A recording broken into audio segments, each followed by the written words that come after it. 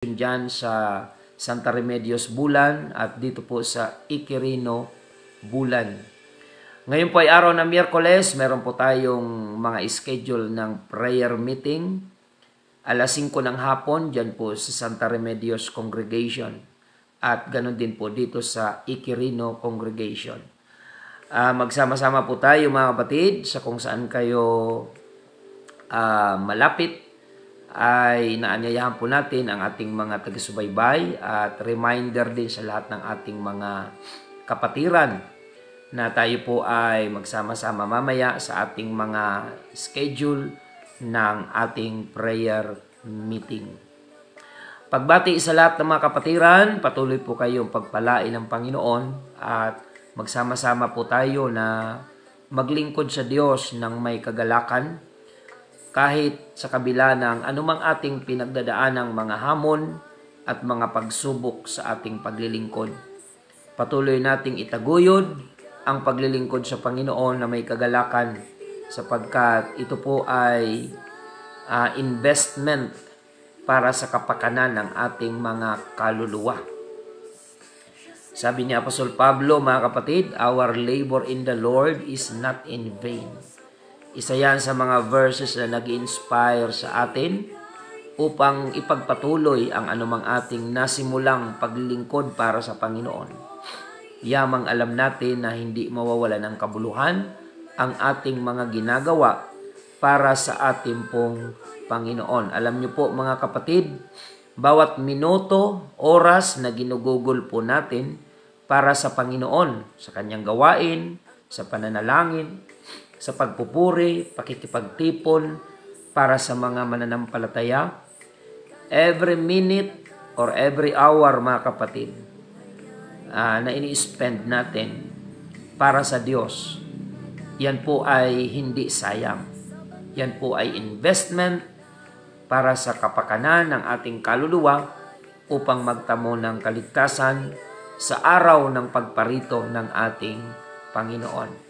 So, we really appreciate your time, your effort, mga kapatid, na subaybayan ang programang ito. Kayo ay gumigising ng maaga, hindi para sa kung kanino man, kundi para sa Panginoon upang subaybayan ang ganitong mga programa that will inspire your spiritual life, mga kapatid, upang marating natin ang paglago sa paglilingkod sa Panginoon. Purihin ang Diyos, mga kapatid. Patuloy po tayo sa programang si Jesus ang buhay na pag-asa. Medyo nagre-recover tayo ngayon dahil nasagad-sagad yung ating pagod sa 2 weeks na mga crusade na ating pong ginawa sa iba't ibang lugar. At ang pinaka-last nating crusade ay last Sunday sa Siuton, Magallanes, na kung saan 16 visitors ang nagpasyang magpabautismo sa pangalan ng Panginoon. And I would like to appreciate, mga kapatid, si Evangelist, yung ating naging bisita, si Evangelist Angel Lipalam, na ginamit siya ng Panginoon. Sa loob po ng isang linggo niyang pag-stay rito sa krusada natin, in the whole province of Sorsogon, ay meron pong 120 na nabautismuhan sa pangalan ng Panginoon from different barangay and towns na ating pong pinuntahan. Good morning sa aking kaibigan, Pastor Villaver, Pastor Rick Villaver, dyan po sa Mindanao. Pagpalain ka ng ating Panginoon at patuloy na ingatan at i-bless ang inyong family and your ministry. Pagpalain po kayo ng Panginoon.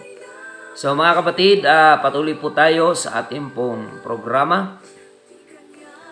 Nagpapasalamat po tayo sa Panginoon sa patuloy po na mga pagtatagumpay na ipinagkakaloob niya sa ating mga ginagawang mga programang pang spiritual. For example, yung mga evangelism effort, crusade, Bible studies, mga kapatid, ay patuloy po na marami ang tumutugon sa panawagang maglingkod sa Panginoon. Sa katunayan, bukas mga kapatid, mayroong mga hahabol na magpapabautismo sa pangalan po ng ating Panginoon. Mayroon na pong nag-confirm sa akin na magpapabaptize bukas. So, inorient ko na kagabi. Kaya kung may mga nakikinig po sa atin o may mga akay po kayo mga kapatid sa inyong Bible study na hindi nakasabay sa baptism pero merong desire na tanggapin ang bautismo, paki-prepare po sila. At bukas mga kapatid ay magbabaptize po tayo alas 8 ng umaga dyan po sa Sabang Park, dyan po sa Zone 2. So sa lahat po ng mga kapatiran dito sa Bulan, kung meron kayong mga inaakay na hindi nakasabay sa baptism last Sunday, ay magbabaptize po tayo bukas dahil balita ko po ay wala pong pasok bukas. Paki-confirm nga po sa akin mga kapatid. May mga teacher po tayo na kapatiran. Paki-confirm kung walang pasok bukas. Dahil bukas ay meron tayong schedule for baptism. Magkita-kita po tayo alas 8 ng umaga dyan po sa Sabang Park sa Zone 2. Meron na pong isa na nag-confirm and I believe na may mga tutugon pa po. Naalala ko dyan po sa Zone 2 sa Boulevard ay meron pong 2 hahabol sana for baptism. Kaya lang nung sila po ay dumating, tapos na po yung baptism. Kaya maaring makasabay na po sila bukas. So patuloy din po nating i-follow up yung mga newly baptized, kung sino po yung mga ginamit ng Panginoon na tagapag-akay. Kayo po yung assigned na manggagawa upang sila ay ma-follow up, upang sila ay maalagaan na makadalo sa gawain upang lumago ang kanilang pananampalataya.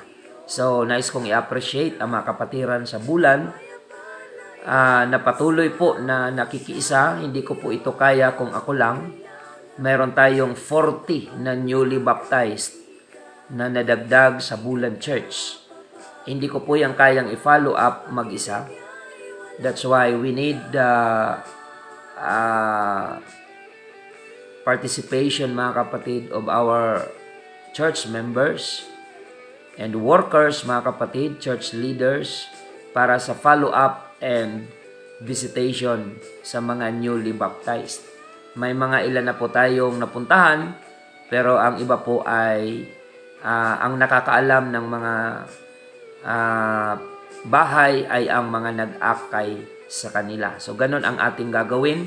Kung sino ang nag-invite, sino ang umakay, ay siya rin po yung mag-follow up dahil kayo po ang nakakaalam kung saan yung tirahan. Mga kapatid, kayo ang may personal connection doon sa inyong mga invited. At salamat po sa inyong pagpapagal, pakikipagkaisa sa inyong pastor upang patuloy na maganap ang kalooban ng Panginoon na sa mga huling araw na ito ay samantalahin natin ang panahon sapagkat ang mga araw ay masasama. Purihin ang Panginoon at sa lahat ng mga sumusubaybay ngayon, maaring hindi man kayo member sa UPC Bulan, sa ibang UPC Church kayo sa ibang lugar, I encourage you to win souls mga kapatid. Hindi mailalarawan yung joy, yung kagalakan kapag tayo ay nag-aakay ng mga kaluluwa. Maaring kayo ay discouraged sa inyong mga problema. Subukan nyo pong mag-evangelism, mag-evangelize, mag-soul win, mag-akay ng mga kaluluwa. Minsan, mga kapatid, yung mga problema nating pansarili, namamalayan na lamang natin ay inaayos na ng Panginoon kapag tayo ay nagpapagamit sa kanyang gawain. At ang pinaka-heartbeat ng Panginoon ay ang mga kaluluwa. Yan ang pinaka-importante sa Diyos na kung saan pinag-alayan ng Panginoon ng kanyang buhay sa krus ng Kalbaryo ang dahilan noon ay ang kaluluwa ng tao. Yung ating laman kasi at ang ating katawan ay temporary po yan. Mula sa alabok ay babalik sa alabok. Datapwat ang ating mga kaluluwa ay walang hanggan. Kaya ayaw ng Panginoon na mapunta sa impyerno ang ating mga kaluluwa. Ang nais ng Panginoon ay mapunta ang kaluluwa ng mga tao doon sa lugar na kanyang inihahanda. Kagaya ng sinabi niya sa aklat ng Juan 14:1 hanggang 3 na siya ay paruroon upang ipaghanda tayo ng kalalagyan. At kapag naipaghanda niya tayo, siya ay muling babalik upang kung saan siya naroon, kukunin niya tayo at doon naman tayo doroon. So yan po mga kapatid, makipagkaisa tayo sa inyong mga pastor. Tulungan niyo po ang inyong mga pastor for evangelism. Kung saan man kayong lugar naroon, kasi ang mga viewers po natin ay kung saan-saan. May nasa abroad, may nasa Palau, Saudi, US, Hong Kong, NCR at sa iba't ibang mga provinces at iba't ibang mga local churches ng United Pentecostal Church. Nawa yung aming mga ginagawa ay mag-inspire po sa inyo upang hindi lang tayo manunood, kundi pwede rin naman natin yung tularan, mga kapatid, na mag-akay tayo ng maraming kaluluwa, palaguin natin ang ating mga local churches, mga kapatid. Let us help our pastor to find the lost. Mas marami ang maliligtas kung marami ang kumikilos. At yan ang ipinagpapasalamat ko po dito sa UPC Bulan. Kung nakikita nyo man po na marami ang mga tumutugon at nababaptize sa pangalan ng Panginoon, hindi po yan solo na effort ng pastor. Yan po ay bunga ng aming pagkakaisa together with all the members of UPC Bulan Church. Mga kapatid, finding the lost by all means. Bible studies, personal evangelism and invitation, crusades, cell grouping, by all means, ika nga, ay ginagawa natin ang kaparaanan upang maipaabot sa ating mga kababayan ang ebanghelyo ng kaligtasan. So, my prayer is to inspire more churches, more church members sa iba't ibang lugar na isang araw ay ma-volunteer nyo ang inyong sarili sa inyong mga pastor to help them to find the lost. Dahil yan ang pinakamasaya na pakiramdam sa church. Kapag may mga bagong kaluluwang dati naliligaw na ngayon ay bumabalik at nanunumbalik sa Panginoon. Sabi ng Biblia, thousands of angels in heaven are rejoicing because of one soul. Isang kaluluwa ang nagsisisi, libu-libong mga anghel ang nagagalak sa kalangitan. Pasayahin natin ang kalangitan sa pamamagitan ng bawat kaluluwang na ipapanumbalik natin sa Panginoon. Praise the Lord, mga kapatid. Patuloy po tayo. Good morning sa ating mga online viewers. Wala muna tayo sa radyo hanggang February. FB Live lang po tayo muna kasi yung ating airtime sa radyo ay ginagamit ng mga politiko sa kanilang mga political program kasi malapit na ang eleksyon. So nakiusap sa atin ang management na mag-giveaway muna tayo. Mga kapatid, wala naman po tayong magagawa, mga kapatid, dahil karamihan sa mga radio station dito sa probinsya ay pag-aari po ng mga politician. So, kaya dito lang muna tayo, mga kapatid, sa Facebook Live. Paki-share lang po ng ating daily episode upang marami po ang maabot na mga kaluluwa sa iba't ibang dako. Ipag-invite natin ito, i-promote natin itong page upang marami ang maabot na kaluluwa at kasangkapanin ng Panginoon ang programang ito upang marami ang magtamo ng kaligtasan. Purihin ang Panginoon mga kapatid, at sa mga nais pong magpaabot ng inyong mga messages ay pwede pong mag-text sa 0951-932-0038. 0951-932-0038. Yan po ang ating contact number mga kapatid. Tayo po ay manalangin sa ating pagpapatuloy. Mapagpalang Diyos, kami po ay nagpapasalamat sa dakila mong biyaya at pagpapala na ipinagkakaloob sa amin sa bawat araw, sa bawat umaga na kami ay iyong ginigising at ibinabangon, ay isang pagpapalang dapat naming ipagpasalamat at ipaglingkod sa iyo. Panginoon, patawarin mo kami sa aming mga pagkukulang at pagkakasala sa iyong harapan. Linisin mo po ang aming puso. Gawin mo kaming karapat-dapat sa iyong harapan. At dalangin po namin ngayong umaga ang mga may taglay na karamdaman. Pagkalooban mo po ng kagalingan. Sino man sa mga sumusubaybay ngayon ang may tinataglay na karamdaman at mga kabigatan, suliranin, kapighatian sa buhay, patuloy mo silang lingapin, Panginoon. Magkaroon sila ng pag-asa sa pamamagitan ng iyong mga pangako at ng iyong mga salita. Ang aming mga kababayan ay magkaroon ng liwanag at pag-asa sa kanilang mga buhay. Panginoon, dalangin po namin ang United Pentecostal Church Bulan, ang 3 congregation na iyong pinagkakatiwala upang ipangasiwaan po namin. Patuloy mo kaming samahan, palaguin palalo ang ministeryong ito.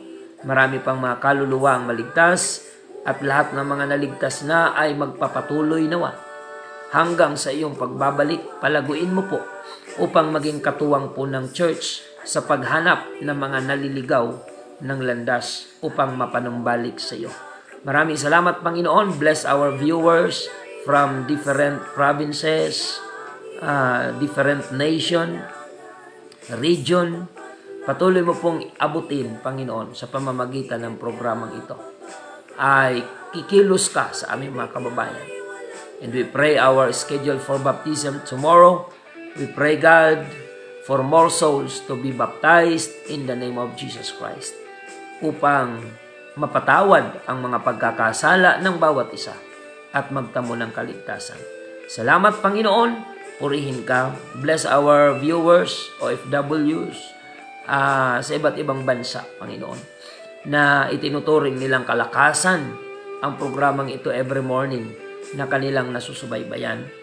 Na sa panahon na sila ay malayo sa pamilya, malayo sa mga mahal sa buhay, sila ay maging malapit sa iyo, Panginoon, sapagkat walang ibang kakampi ang aming mga kababayan sa iba't ibang bansa na kinaroroonan nila, kundi ikaw lamang, Panginoon. You will protect them as long as they serve you faithfully and they follow your will. Gaano man sila kalayo, kaya mo silang abutin, Panginoon. Maraming salamat po, Diyos. Ito pang aming samot dalangin. In the name of our Lord Jesus Christ we pray. Amen and amen. Purihin ang Panginoon, mga kapatid.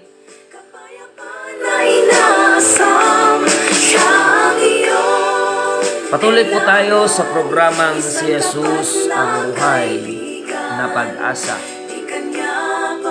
Patuloy po tayo, mga kapatid, sa pagnanais na marami ang tumugon sa salita po ng ating Panginoon. Yan po ang aking laging pakiusap sa Panginoon, na bawat panahon na tayo ay nangangaral, ay may mga taong magbukas ang puso at tumugon sa salita po ng ating Panginoon. Purihin ang Diyos, mga kapatid.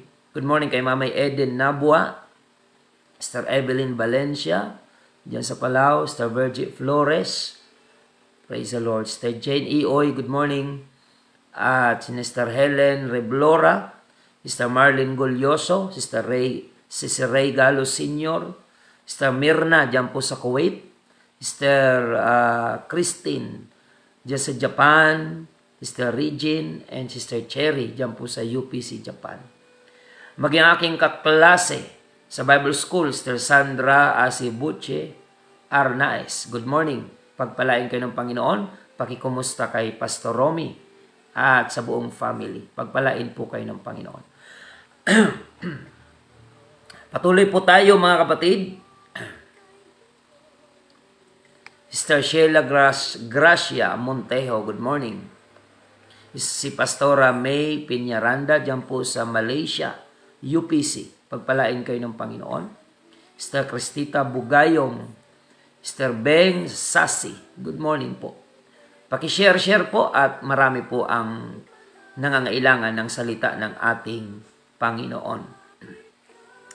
At sa pagkakataong ito, tayo po ay dadako sa salita ng Diyos. May kaugnayan pa rin ang ating topic ngayon sa ating tinalakay kahapon. Dahil ang month of October ay ginugunita po yung kahalagahan ng mga pastor.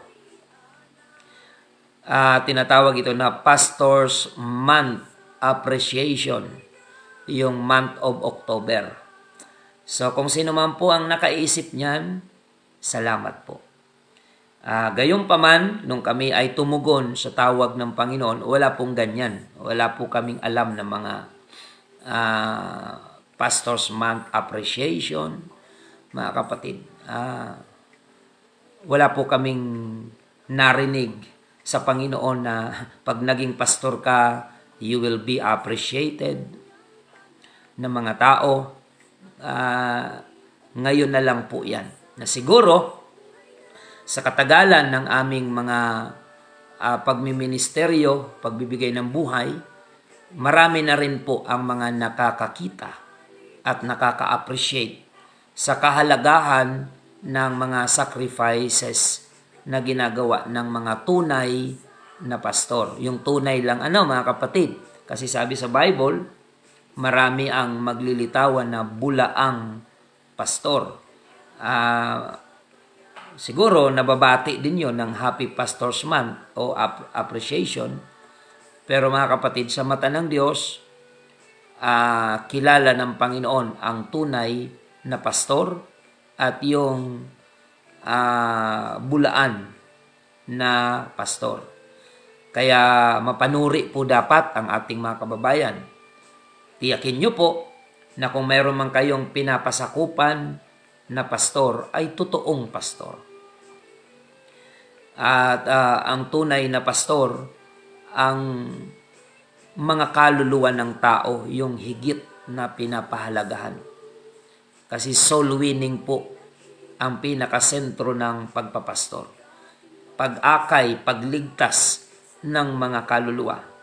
Hindi material na kapakinabangan o anumang makamundong bagay, kundi sa pagpapastor, ang pinaka itinuturing namin na napakahalaga sa mata ng Diyos ay yung kaluluwa ng tao.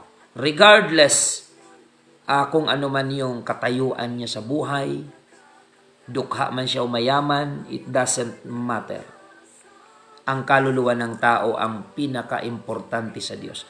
Sa mata kasi ng Panginoon, wala namang pagkakaiba yung kaluluwa ng dukha at yung kaluluwa ng mayaman.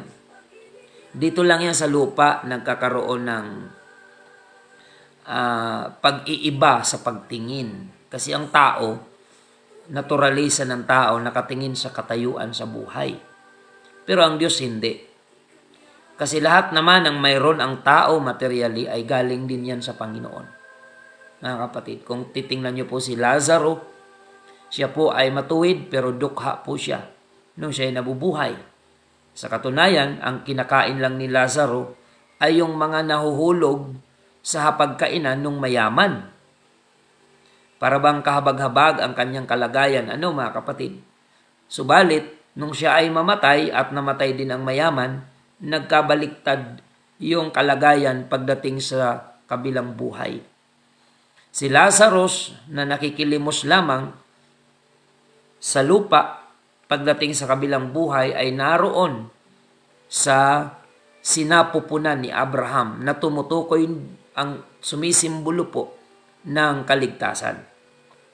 Samantalang yung mayaman na napakaganda ng buhay sa lupa, nung namatay, pagdating sa kabilang buhay ay naroon siya sa Hades or impyerno ng pagdurusa. So kaya mga kapatid, mag-ingat po yung mga medyo may kaya sa buhay, kasi isa sa mga problema ng mayayaman, hirap silang i-recognize na kailangan nilang maglingkod sa Diyos.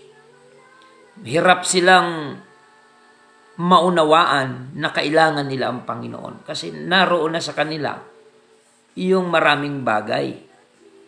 Nature yan ng tao. Pag walang kailangan, ay hindi rin yan kikilala sa Diyos.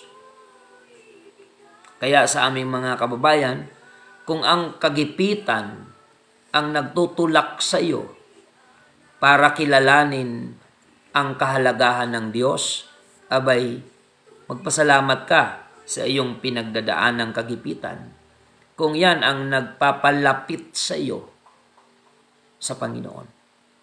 All things work together for good. Sa kabilang banda naman, kung ang iyong salapi at kayamanan ang nagpapalayo sa iyo sa Diyos, mag-isip ka kapatid. Huwag mong gawing Diyos ang salapi. Sapagkat ang salapi ay panlupa lang. Wala yang value pagdating sa kabilang buhay. Gaano ka man kasagana, kayaman dito sa lupa, pagdating sa kabilang buhay, ang isyu na pag-uusapan ay spiritual. Paano ka naglingkod sa Diyos nung ikaw ay nabubuhay? So ngayon mga kapatid, Pastor's Month Appreciation yung October. Pag-aralan natin ang importansya ng mga tunay na pastor sa buhay ng mga tunay na tupa. Yung relationship between the sheep and the shepherd. Gaano ito kahalaga sa Panginoon? Ang mga mananampalataya at tagasunod ni Kristo ay inihalin tulad sa mga tupa. Hindi po kambing. Tupa. Kaya kung ikaw ay Kristiyanong tunay, ang kalagayan mo sa mata ng Diyos ay parang tupa. Ang kambing kasi ay mabangis, sutil, pero ang tupa ay maamo at nakadepende sa guidance ng kanyang pastor. Dito po sa aklat ng Mateo 9:35 hanggang 38. Pakinggan po natin mga kapatid. At nililibot ni Jesus ang lahat ng mga bayan at mga nayon na nagtuturo sa mga sinagoga nila at ipinapangaral ang ebanghelyo ng kaharian at pinagagaling ang mga sari-saring sakit at ang sari-saring karamdaman.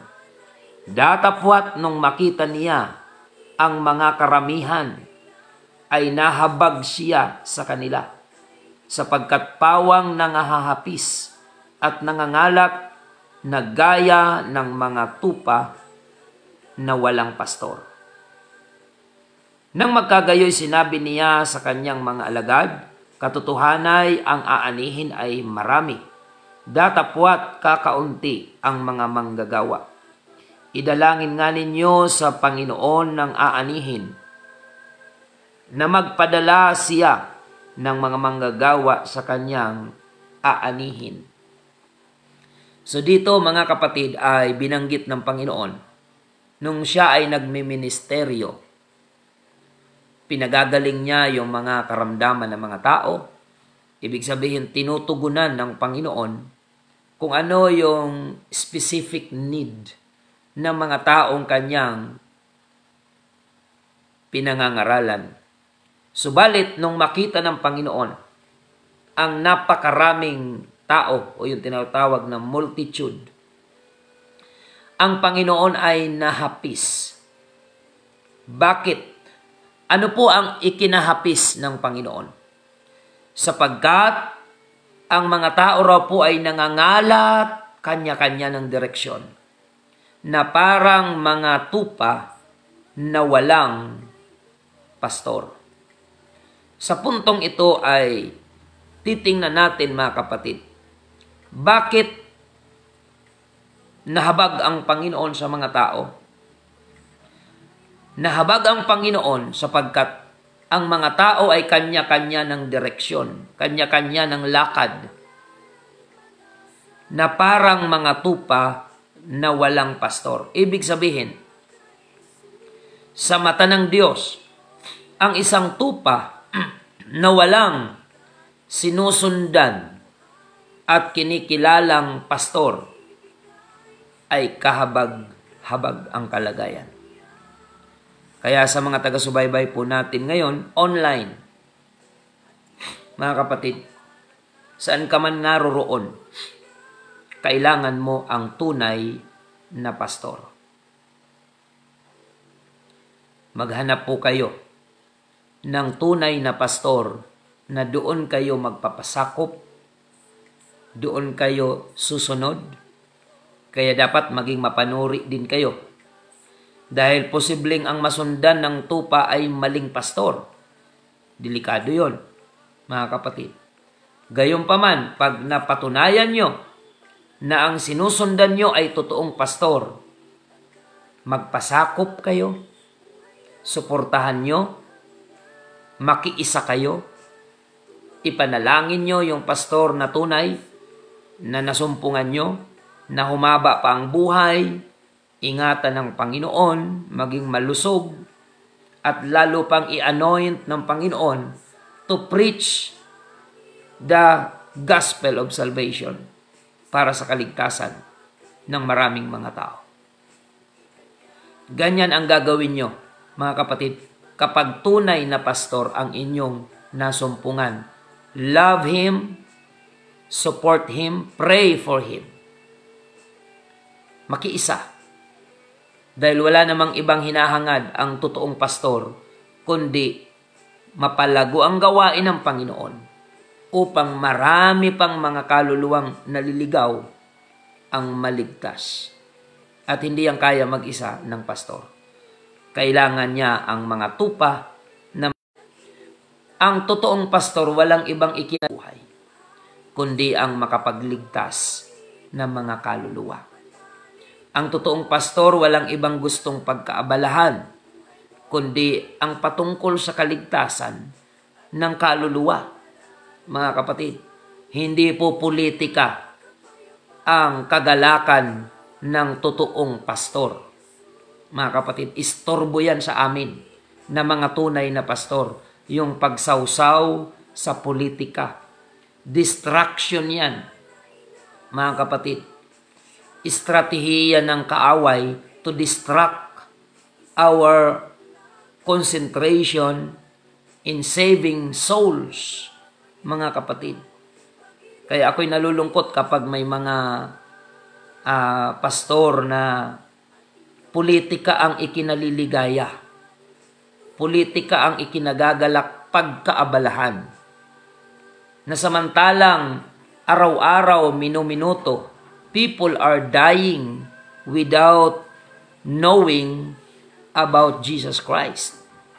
Mga kapatid, ang totoong pastor, ang ikinaliligaya niya ay makapagligtas ng mga tupa na nasa bingit ng impyerno, nasa bingit ng kapahamakan.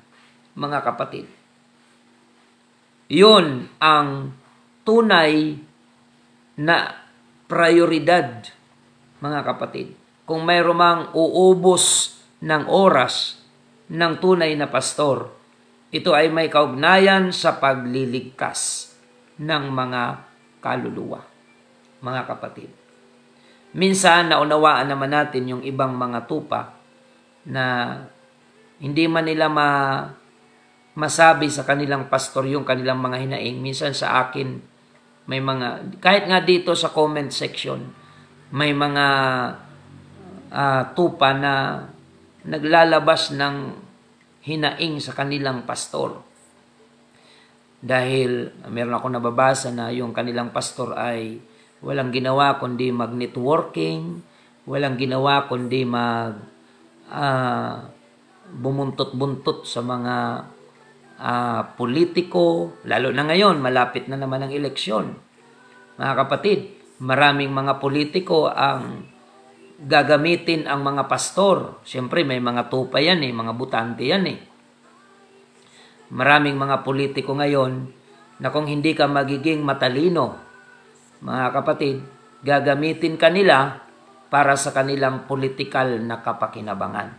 Kaya dapat, mas matalino ang mga pastor, mga kapatid, na hindi ma-politicize ang church. Pero ngayon, nakakalungkot, mga kapatid. May mga simbahan ngayon na nagmimistula ng political party na mga politician. So, hindi po yan kalooban ng ating Panginoon, mga kapatid. At ang iba pa nga, talagang kumakandidato pa.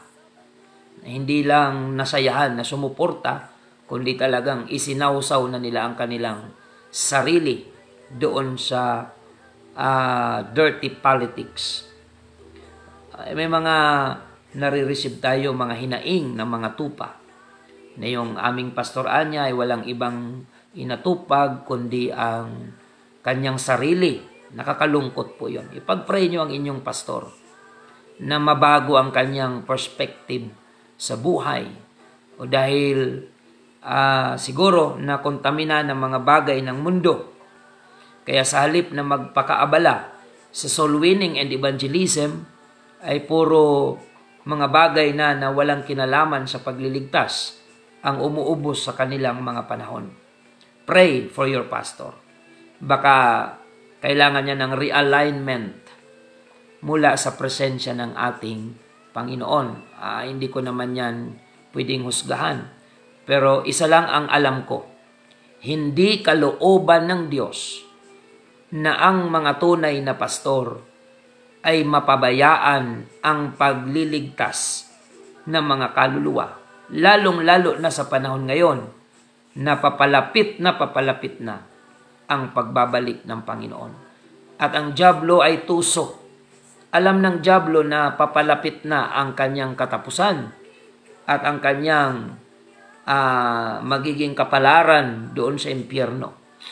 Kaya ang ginagawa ng dyablo ngayon, pati mga simbahan, mga tunay na pastor, dinidistract ng dyablo upang maibaling ang atensyon sa mga bagay na walang kinalaman sa espiritual upang mapabayaan ang pinaka-mission na magligtas ng kaluluwa. Kasi ayaw ni Satanas na marami ang maligtas. Kung ang dyablo nga ang tatanungin, pati mga pastor, gusto pa rin ni Satanas maimpyerno. Kaya lahat ng attempt to distract the church, the pastors, gagawin ni Satanas by all means. Huwag lang maligtas ang mga kaluluwa. Pero dapat aware tayo dyan, mga kapatid. Hindi lahat ng akala mo blessing ay totoong blessing. Sometimes yan po ay trap ni Satanas upang ilayo tayo sa pinaka-importanting bagay sa mata ng Diyos. Ito po ay ang pag-akay ng mga kaluluwa. Alam niyo po, mga kababayan, hindi maipapaliwanag ang kagalakang nararamdaman ng isang Kristiyano, mananampalataya o isang pastor every time na mayroong kaluluwa o tao na nanunumbalik sa Diyos at hangaring maglingkod sa Panginoon. Yan yung parang vitamin sa amin kahit na pagod kaming mga pastor. Marinig lang namin na may gustong magsisi sa kasalanan, may gustong umattend sa gawain, may gustong magpa-Bible study, may gustong magpabautismo sa pangalan ng Panginoon. Yan po ay parang energy drink. Alam niyo ba yung mga energy drink? Na kahit na lupaypay ka na pag uminom ka ng energy drink, ay bigla kang sisigla. Ganyan, mga kapatid, ang pakiramdam naming mga tunay na pastor Every time we see people are repenting for their sins, expressing their desire to serve the Lord, mga kapatid, kagaya yan ng energy drink sa aming mga kapaguran. But by the way, huwag po kayong masanay dyan sa mga nabibiling energy drink. Delikado po yan, mga kapatid. Marami ng mga nagkasakit at maagang namatay dahil dyan sa umaasa sila sa energy drink. Delikado po yan, mga kapatid. Hindi pa ako gumagamit niyan. Inihalin tulad ko lang sa aking pagsasalita yung energy drink doon sa nararamdaman ng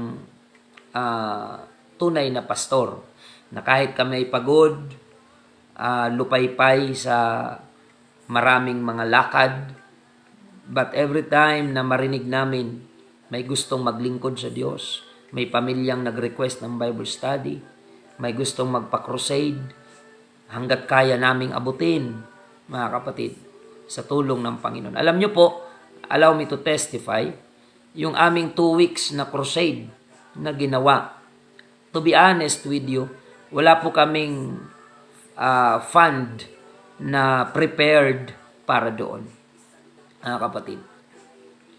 Considering na hindi pa natin na ipapatapos yung church building, kaya yun ang ating pinaprioritize.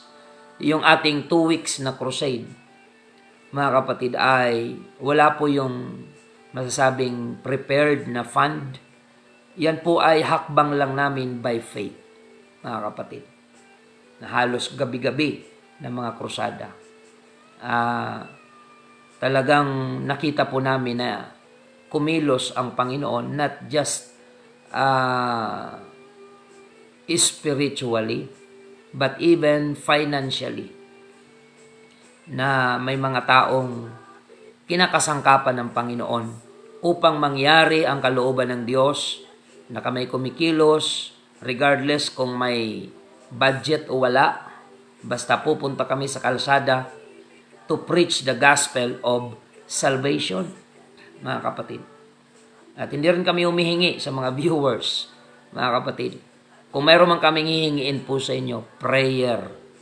Yan. Yun ang talagang request namin sa inyo. Ipanalangin po kami. Other than that, wala po, mga kapatid. Pero salamat nung isang araw, mga kapatid, merong hindi ko kakilala na viewer. Talagang blessed na blessed daw siya sa ginagawa na mga krusada at hindi siya makapapayag na wala siyang maging kabahagi. So, may nagpadala ng pangkrudo, mga kapatid. Hindi ko nabanggitin ang pangalan dahil ayaw niya, baka matisod. Salamat, i-bless ka ng Panginoon, kapatid. Kung mayroon man kaming direktang request sa inyo, prayer, mga kapatid. At paano, pastor, kung gusto namin tumulong, nasa sa inyo na yun po, mga kapatid. Bahala po kayo. Depende sa kung paano kayo kinakausap ng Panginoon. Pero kami, hindi po kami magre-request niyan sa inyo. Because we are living by faith, not according to the promise of man, but according to the promise of the Lord. So, nakita po namin kung paano kumilos ang Panginoon. Now, yung damdamin ni Jesus Christ, nung nakita niya na ang mga tao ay nangangalat, walang pastor yung mga tupa, ay nahabag po siya. So dito ay ipinapakita ng Panginoon kung gaano kahalaga ang papel na gagampanan ng mga pastor sa pagliligtas ng mga kaluluwa, mga kapatid. Kaya ganun po ang panalangin ng Panginoon. Manalangin anya tayo sa Panginoon ang aanihin na magpadala ng mga manggagawa. Ano yun? Mga pastor po yun. So Jesus Christ Himself requesting for more pastors na gagawa ng pag-harvest, pag-aani ng mga kaluluwa. So mga kapatid, pinapakita rito na sa layunin ng Panginoon na magligtas ng mga kaluluwa, kailangan niya ng mga tunay na manggagawa. Kailangan niya ng mga tunay na mga pastor na talagang magfo-focus lamang doon sa pinapagawa sa Kanya ng ating Panginoon. So mga kapatid, yan po ang dapat nating maunawaan. Kaya kung kayo ay napapabilang, mga kapatid, saan man kayo ngayong bansa o saan man kayong probinsya naroroon, kung kumpirmado nyo na kayo ay napapabilang sa hinahanap ng Panginoon na quality ng pastor, mahalin nyo po ang pastor nyo. Saan man kayo naroon. Saan man kayong probinsya na pabilang, saan man kayong bansa naroon, mahalin nyo kung kayo ay kumbinsido na ang pastor na inyong pinapasakupan ay may mga kwalifikasyon na gusto ng Panginoon, pasado sa Panginoon, mapagmahal sa mga tupa, mapagsakripisyo para sa mga tupa, mga kapatid, nag-aalay ng buhay para sa mga tupa, makapagligtas lang, nanganganib minsan ng buhay, okay lang sa kanya, makapagligtas lang ng kaluluwa, masipag sa gawain, hindi bossing ang leadership, mga kapatid, kundi servant. Kapag nakikita nyo na ang inyong pastor ay may mga ganyang qualification, huwag nyo nang pakawalan. Suportahan nyo, mahalin nyo, samahan nyo, mga kapatid. Dahil mas marami pa siyang magagawa kung marami ang makikiisa sa kanya na mga tupa, mga kapatid. So, salamat sa ating Panginoon. Yan po ay encouragement lang sa mga tupa na may kaugnayan pa rin sa Pastor's Month Appreciation. Now, kung sakali mang may nakita kayong kahinaan sa inyong pastor, lahat naman po ng tao ay may kahinaan. Pray for that weakness, mga kapatid. Ipanalangin at patuloy silang idulog sa Diyos. Dahil kung yan ay totoong pastor na galing sa Panginoon, tatablan yan ng prayer ninyo. Prayer na may pagmamahal, pagrespeto, paggalang, at pagkilala. Tatablan yan ng prayer, mga kapatid. Mahirap lang kung hindi naman pala yan tunay na pastor. Kahit anong fasting mo para sa kanya, hindi yan magbabago, hindi yan tatablan dahil hindi naman pala siya tunay na pastor. Pero kung yan ay tunay na pastor, mga kapatid, sensitive yan sa presensya at pangungusap ng Panginoon, mga kapatid. So yan po ang ating natalakay ngayon. Pray for your pastor and let us pray for more pastors na dalhin ng Panginoon sa kanyang harvest. Kasi mga pastor ang kailangan ng Panginoon para maligtas ang mga tupa. Tingnan niyo po yung strategy ni Satanas. Alam ni Satanas na mga pastor ang kailangan para maligtas ang maraming kaluluwa. Ano ang ginagawa ngayon ni Satanas? Ang mga pastor, tinutokso ng dyablo na sumausaw sa politika at mga bagay na wala namang kinalaman sa pagliligtas. Makikita nyo dito kung paano tinitwist, dinideceive ni Satanas ang mga tao. Alam ni Satanas na pastor ang gagamitin ng Diyos para marami ang maligtas, malangit na kaluluwa. Kaya ang gagawin naman ni Satanas, i-distract yung mga pastor para mawala ang focus sa pag-akay ng kaluluwa. Mapunta sa kung ano-anong bagay, pagpapayaman, mga kapatid, treasure hunting, politika, at marami pang iba. So, kailangan aware tayo dyan, mga kapatid, upang hindi tayo malamangan ng dyablo.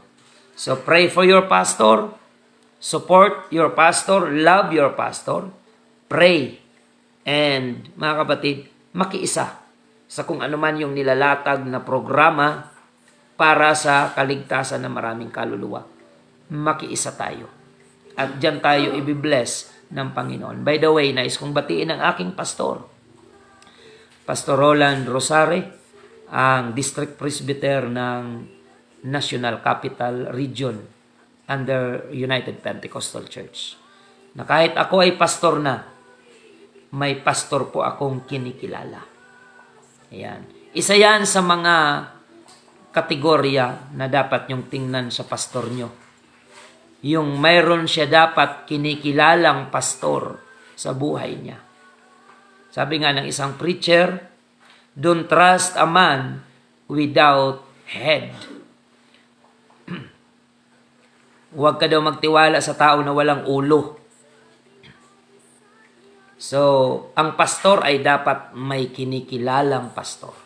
Kaya kahit ako'y pastor na, mayroon akong kinikilalang pastor, pinapaalam ko sa kanya yung mga major decision sa buhay, yung mga problema na dinadaanan sa ministry. Mayroon akong pastor na sinasangguni at hinihingan ng payo, opinyon, mga kapatid.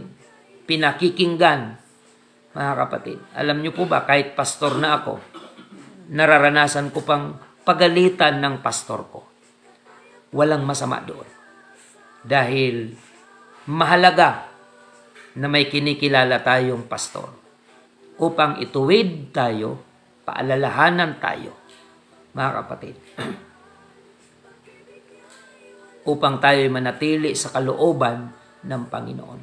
Kahit ako ay presbyter na, pastor na, mga kapatid, hindi ko minamasama kung ako ay pinagsasabihan, pinapaalalahanan ng aking pastor. Dahil yan ay para sa aking safety. Amen. Kahit ano na ang marating mong tagumpay, dapat lagi kang may pinapasakupan at kinikilalang instrumento ng Diyos para sa iyong buhay. So mga kapatid, yan po ang ating natalakay ngayon. Pagpalain kayo ng Panginoon. Sa mga member ng iba-ibang mga UPC churches, I encourage you, I am reminding you to love your pastor, support your pastor. At ito mga kapatid, kung mayroon ang pinaka number 1 na paraan to appreciate your pastor, ay yung makita niya na pinapamuhay nyo ang kanyang ipinapangaral. Yan, mga kapatid. Kasi may mga nagtanong sa akin, Pastor, paano ba namin i-appreciate yung pastor namin?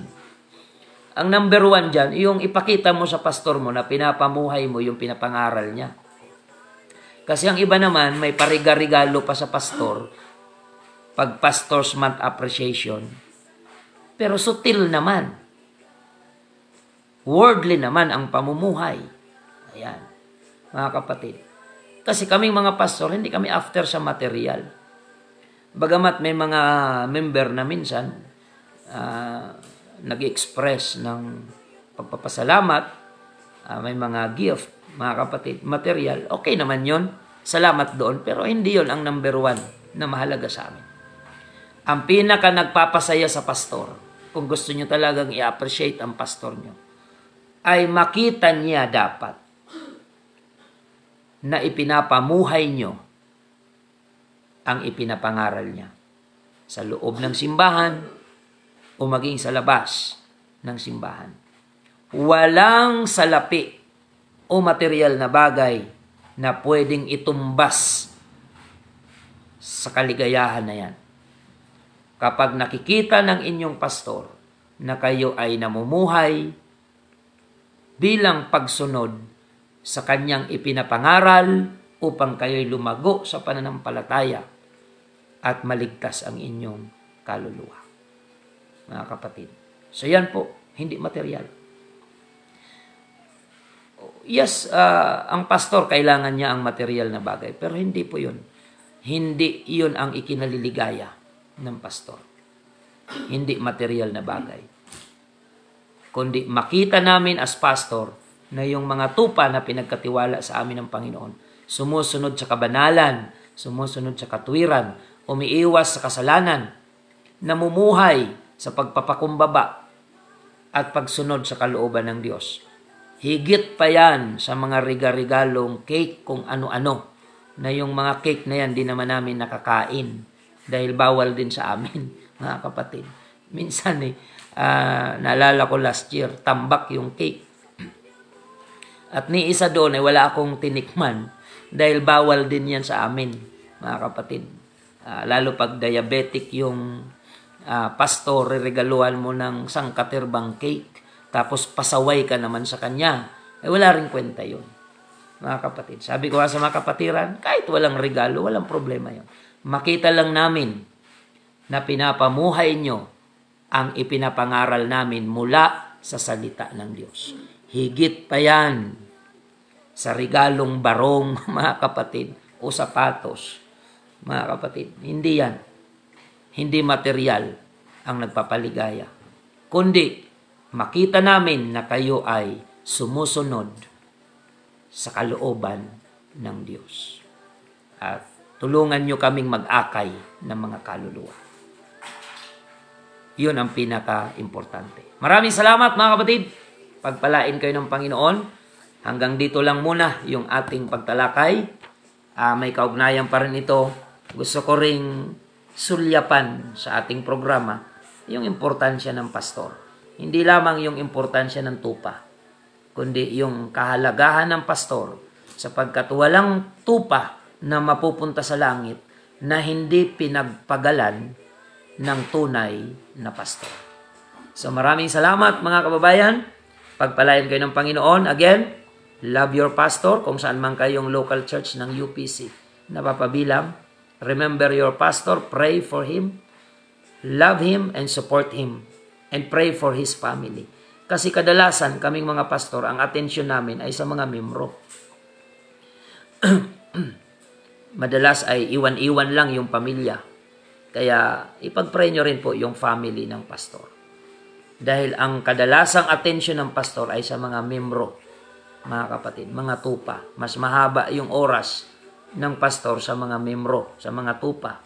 Visitation, Bible study, evangelism, counseling, mga kapatid. Pero yung aming mga sari-sariling pamilya ay madalas na naiiwan. Kaya ina-appreciate ko rin yung aking family sa understanding, sa pag-unawa, mga kapatid, na bagamat ganon, lagi silang last priority, pero naintindihan nila at kaisa ko ang aking pamilya sa pagmamahal sa mga tupa na ipinagkatiwala ng ating Panginoon.